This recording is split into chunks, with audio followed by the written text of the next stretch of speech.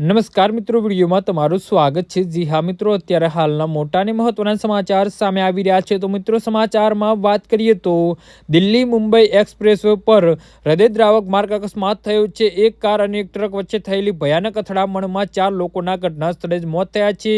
મૃતક તમામ લોકો ઉજ્જૈનથી મહાકાલેશ્વર મંદિરના દર્શન કરીને નોઈડા પરત ફરી રહ્યા હતા।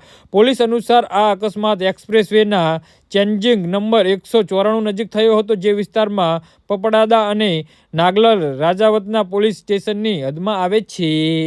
તો મળતી માહિતી મુજબ હરિયાણા નંબરની કારમાં કુલ 5 લોકો સવાર હતા। કાર અને ટ્રક વચ્ચે ટક્કર એટલી જોરદાર હતી કે કાર સંપૂર્ણ ક્ષણગ્રસ્ત થઈ ગઈ હતી। અકસ્માતમાં કારમાં સવાર 4 લોકોનું મોત થયું છે, જ્યારે એક યુવક ગંભીર રીતે ઘાયલ થયા અને હાલત બચી ગયો છે।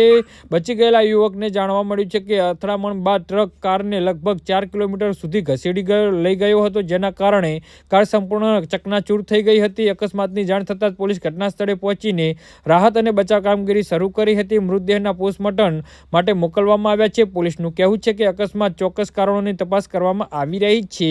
આ ભયાનક અકસ્માત ફરી એકવાર હાઈસ્પીડ એક્સપ્રેસ પર સુરક્ષા અને વાહન ચાલકોને સાવચેતી અંગે પ્રશ્નો ઊભા કર્યા છે।